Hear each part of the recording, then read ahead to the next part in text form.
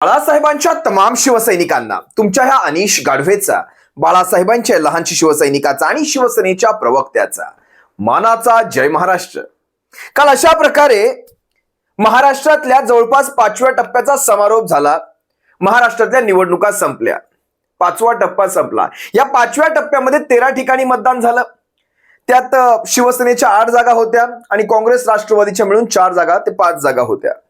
आता 8 जागांपैकी 4 जागा जवळपास मुंबईतल्या, 3 ते 4 जागा जवळपास म्हणजे 3 जागा ठाणे पट्ट्यातल्या आणि 1 जागा नाशिकची, अशा प्रकारचे शिवसेनेचे उमेदवार असलेल्या 8 जागा होत्या. आता तुम्हाला काही गमती जमती सांगतो कालच्या दिवसातल्या. काल बऱ्याच गमती जमती घडल्या, विशेषतः बोगस मतदानाच्या गमती जमती घडल्या. बोगस मतदान, आणि प्रामुख्याने हा मुद्दा मला तुमच्या सर्वांसमोर हायलाइट करायचा आहे, कारण उदाहरणं काही आमच्या जवळची देखील घडलेली आहेत. आमच्या घरात देखील काही उदाहरणं घडली. ज्या वेळेस माझ्या घरातलीच काही मंडळी वोट करण्यासाठी जातात, त्यांना कळतं त्यांच्या नावाने अगोदरच मतदान करून कोणतरी पळून गेलेलं आहे. आता आम्ही तिथले आयडी नंबर व्हेरीफाय केले. आयडी नंबर काहीतरी भलतच. त्यानंतर सह्या व्हेरीफाय केल्या काहीतरी नावाप्रमाणे. जसं एक्झाम्पल उदाहरण घ्या, अनिश नाव असेल तर अनिश नावाचं नाव टाकलंय आणि निघून गेलेत. काय व्हेरीफाय करतायत हे अधिकारी तिथे बसून? काय व्हेरीफाय करताय? कमीत कमी सही बघा, कमीत कमी त्या आयडी वरचा आणि तो चेहरा थोडा तरी मॅच करायचा प्रयत्न करा. जिथे नको तिथे अतिसुरक्षा दाखवली की आयडी आणि तुमचा चेहरा अजिबात मिळता जुळता नाही, किंवा हे आयडी चालणारच नाही, ते आयडी आणा. म्हणजे व्यक्ती समोर उभी असल्यानंतर अनेक गोष्टी असतात त्यातून ती पडताळून पाहिली जाऊ शकते, पण तसं न करता अतिसुरक्षा दाखवायची आणि ओरिजिनल मतदारांना घरी पाठवायचं आणि अशा बोगस मतदारांकडनं वोटिंग करवून घ्यायचं. हा प्रकार विशेषतः ठाणे आणि कल्याण पट्ट्यात मला जास्त जाणवला. ठाणे आणि कल्याण पट्ट्यामध्ये, आणि ठाण्यामध्ये तर कित्येक उदाहरणं आम्ही पकडली. अनेक गमती जमती घडल्या. तुम्हाला आणखी एक सांगतो, काल फक्त अटक होऊन घ्यायचं बाकी राहिलं होतं माझं. इतके धिंगाणे अनेक मतदान केंद्रांवर घातलेले आहेत. म्हणजे ज्या ठिकाणी ओरिजिनल मतदार उभा आहे त्याचं मतदान बोगस करून कोणीतरी गेलेलं आहे, त्याला कमीत कमी जी कायद्याप्रमाणे प्रक्रिया आहे, जो एक फॉर्म भरून घेतला जातो, त्याचं मतदान बॅलेटवर घेतलं जातं, त्या सगळ्या प्रक्रिया तुम्ही कमीत कमी करून तरी घ्या. कमीत कमी ओरिजिनल मतदाराचं मत तरी नोंदवून घ्या. त्याला तुम्ही मतदानापासून वंचित ठेवू शकत नाहीत कायद्याप्रमाणे. जरी त्याच्या नावावर कोणीतरी बोगस करून गेलं असेल तरी त्याचं बॅलेटवर मतदान घेणं, त्या सगळ्या त्याचे आयडी प्रूफ, त्याच्या ओळखपत्र, त्याची ओळख पटल्यानंतर त्याच्याकडनं बॅलेटवरून शिक्का मारून ते एन्व्हलप मध्ये मत घ्यायचं असतं. त्याला त्याचा अनुक्रमांक टाकायचा असतो. अशी प्रक्रिया तुम्ही करू शकला असतात, पण अनेक ठिकाणी त्या मतदारांना घरी पाठवण्यात आलं. म्हणजे तुमच्या नावावर बोगस झालंय म्हणजे तुम्ही घरी जायचं. याचसाठी मी कित्येकदा, काल मला वाटतं जवळपास 2 ते 3 वेळा मी लाईव्ह यायचा प्रयत्न केला, आणि याचसाठी मी अनेक व्हिडिओ टाकायचा प्रयत्न केला की मतदारांनो, आपलं मत लवकरात लवकर जाऊन टाका. तुमच्या नावावर कोणी भलताच येऊन, कारण जवळपास ठाण्यामध्ये आम्हाला पूर्ण खबर आली होती की जवळपास 1,500 ते 2,000 अशी माणसं आणून ठेवलेली आहेत, जी एका केंद्रानंतर दुसऱ्या केंद्रानंतर तिसऱ्या केंद्रात जाणार आणि मतदान करणार, बोगस मतदान करणार. अनेक आयडी कार्ड घेऊन फिरणारी माणसं पाहिलेली आहेत. त्यामुळे ठीक आहे, असो, शेवटी ही काय कॉर्पोरेशनची निवडणूक नाहीये की ह्या कॉर्पोरेशनच्या निवडणुकीमध्ये जो मार्जिन असतो तो 1,500, 2,000, 3,000, 4,000 असतो. इथे लाखांचा फरक असतो आणि लाखांचं बोगस मतदान तितकंसं शक्य नाही. पण तरी देखील यांची आम्हाला स्ट्रॅटेजी कळाली. म्हणजे आपल्याला सरळ मार्गाने निवडून येता येत नसेल तर तो कुठेतरी हरण्याचा मार्जिन कमी करण्यासाठी हे बोगसपणा चालू केला. खरं तर पोलीस प्रशासनाचे देखील आभार मानावे वाटतील, त्यांनी करायचं तितकं सहकार्यच केले. पण काल फक्त अटक होणे एवढंच बाकी राहिलं होतं. ठीक आहे, आमचे चेहरे बघून तसं पटकन कोणी अटक करण्याचं धारिष्ट दाखवत नाही, जे काही असेल ते. पण काल अनेक गमती जमती घडलेल्या आहेत. पण अशा यान त्या प्रकारे काल आपण 20 मेचा महाराष्ट्रातल्या 5व्या आणि अंतिम टप्प्याचा तो मतदान संपवलेला आहे. आज कित्येक जणांना शांत झोप घ्या, म्हणजे आमच्या कित्येक कार्यकर्त्यांना, शिवसेना उद्धव बाळासाहेब ठाकरे पक्ष असेल, काँग्रेस असेल, राष्ट्रवादी काँग्रेस असेल, त्या कार्यकर्त्यांना काल रात्री कमीत कमी एक शांत झोप घेता आली असेल. कित्येक महिन्यांचा हा प्रवास आहे, जवळपास गेले 2 वर्षांचा हा प्रवास आहे. अजूनही प्रत्येक जिथे हे सारे त्याला वॉर रूम आपण म्हणतो, त्या रूम मध्ये जिथे त्या मतपेट्या ठेवलेल्या आहेत त्याच्यासाठी जागते रहोचा तो आमचा नारा आहे.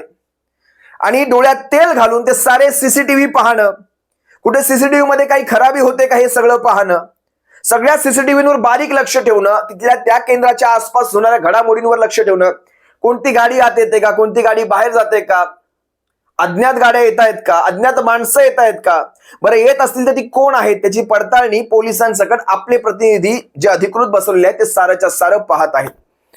या सगळ्या गोष्टी करणं 4 तारखेपर्यंत फार गरजेचं आहे. कारण ते हत्ती गेला आणि शेपूट राहिला आणि शेपटाने घात केला, अशा गोष्टी घडायला नकोत. महाराष्ट्रातल्या या शेवटच्या टप्प्यामध्ये 13 जागा आणि 13 पैकी 8 जागा शिवसेना लढते. 8 जागा आणि ह्या 8च्या 8 जागा त्यातल्या 1-2 जागांचा अपवाद वगळता शिंदे टोळीच्या समोरच्या साऱ्या. ह्या शिंदे टोळीला गाडण्यासाठी या 8 जागा आपल्या, आणि तुम्हाला आजच आणि आत्ताच सांगतो, लिहून घ्या माझ्याकडनं, या 8च्या 8 जागा ज्या आपण लढलेल्या आहोत त्याच्यामध्ये मुंबईतल्या 4, पालघरची 6वी 5वी, भिवंडी, कल्याण, ठाणे आणि नाशिक, सर्वच्या सर्व जागा अगदी कल्याण सकट. काल ज्यावेळेस कल्याणचे आकडे आम्ही घेत होतो, कुठल्या केंद्रावर किती मतदान, आपल्या पदाधिकाऱ्यांकडनं सगळ्याची चाचपणी केली. आपले जे मतदार होते, जे आपल्या बाजूचे मतदार होते, सारे शिवसेनेच्या बाजूचे मतदार होते, ते सगळे आलेत की नाही, कुठे कोणी मतदार बाकी राहिले का, कुणाच्या घरातलं वोट बाकी राहिले का, कारण शेवटी आतले आकडे बाहेर जात असतात की एवढे मतदार आले नाहीत. अशा ठिकाणी बोगस वोटिंगचा चान्सेस जास्त असतो, कारण ते येणार नसतात हे यांना जरा कळलं की त्याच्या नावाने बोगस जातो. आणि मग बोगस गेल्यानंतर कळत देखील नाही, कारण ती व्यक्ती आलीच. समजा एखादी व्यक्ती जाते केंद्रामध्ये, तिला कळतंय तिच्या नावाचं बोगस झालं तरच त्याचा गाजावाजा होत असतो.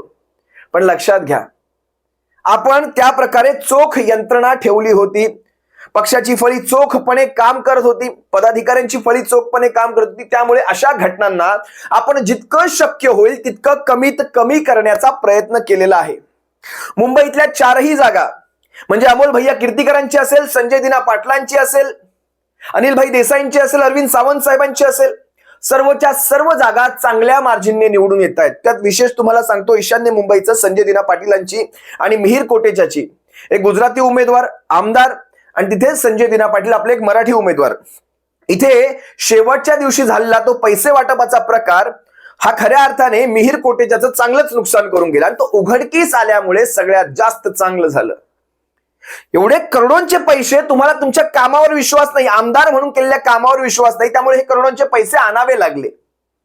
ते वाटताच पकडले गेले, तुमच्या वॉर रूमला पकडलं गेलं. कुणाकुणाच्या मदतीने तुम्ही ते पैसे लपवत ते झालं सगळा प्रकार. जाऊ दे, ते विषय नाही काढत मी. तिथे आपले जवळपास 6 पदाधिकारी अजूनही अटकेमध्ये आहेत. शिवसेनेचे शाखा प्रमुख अटकेमध्ये आहेत, शिवसेनेचे उपविभाग प्रमुख अटकेमध्ये आहेत.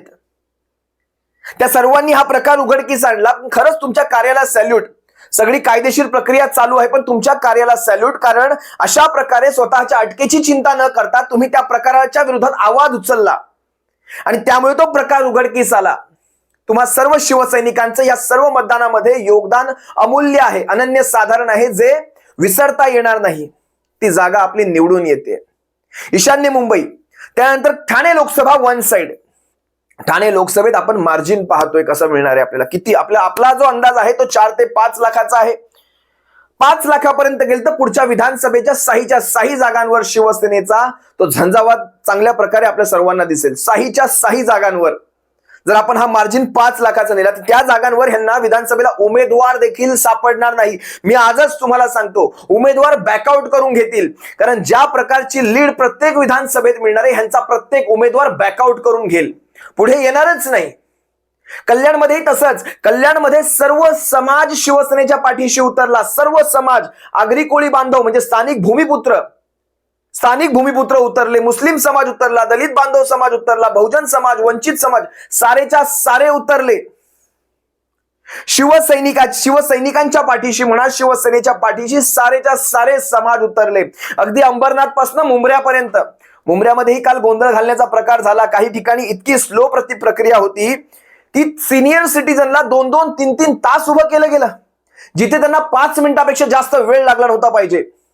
पण ठीक आहे, तरीही सिनियर सिटीजन म्हणाले तुम्हाला जे शक्य होईल ते करा, मतदान दिल्याशिवाय आम्ही काय जात नाही. हा जो तुमचा बाणा होता कालचा, त्याच्यासाठी विशेष सर्व सिनियर सिटीजनचे आभार, महिलांचे आभार, ज्यांनी आपली कामधाम अर्धी सोडून आले त्या सर्व सुज्ञ मतदाराचे आभार. तमाम महाविकास आघाडीच्या मागे उभा राहणाऱ्या सर्व मतदाराचे आभार. आपण जो काल आपला अमूल्य मतदानाचा जो हक्क बजावलाय त्यामुळे महाविकास आघाडी अतिशय मजबूत होण्यामध्ये मदत झालेली आहे. पुन्हा या महाराष्ट्रामध्ये शिवसेनेचं ते तख्त उभं राहणार आहे. महाराष्ट्रामध्ये शिवसेनेचा महाविकास आघाडीचा तो भगवा डौलाने फडकणार आहे. शिवसैनिकांनो, आपण जी काही मेहनत घेतलीत, सर्वसामान्य मराठी नागरिकांनो, सर्वसामान्य सुज्ञ मतदारांनो, संविधान प्रेमी नागरिकांनो, महाराष्ट्र प्रेमी नागरिकांनो, छत्रपती शिवरायांच्या त्या आशीर्वादाला घेऊन आपण जे पुढे जात आहोत, आणि आपण जो महाराष्ट्र घडवण्याची जी प्रतिज्ञा घेतलेली आहे, या महाराष्ट्राचा स्वाभिमान आम्ही पुन्हा किंवा या महाराष्ट्राला पुन्हा तेच तेजोवैभव पुन्हा प्राप्त करून देणार आहोत. जी प्रतिज्ञा आपण घेतली आहे त्या मार्गाने आपण दौडत आहोत. तुम्ही सर्वांनी जे अमूल्य योगदान शिवसेनेच्या पर्यायाने महाविकास आघाडीच्या पारड्यात टाकले त्यासाठी पुन्हा एकदा शिवसेना एक वादळ तमाम शिवसेनेतर्फे, पक्षप्रमुख उद्धव साहेबांतर्फे आणि शिवसेनेच्या समस्त नेतृत्वातर्फे तुम्हा सर्वांचे मनपूर्वक आभार मानतो. महाविकास आघाडीच्या सर्व नेतृत्वातर्फे, इंडिया आघाडीच्या सर्व नेतृत्वातर्फे तुम्हा सर्वांचे मनपूर्वक आभार मानतो आणि तुम्हा सर्वांची रजा घेतो. पुढच्या अनेक विश्लेषणांमध्ये आपण भेटूयाच, पण आजचा हा व्हिडिओ खास तुमच्या आभारासाठी. सप्रेम जय महाराष्ट्र. काळजी घ्या.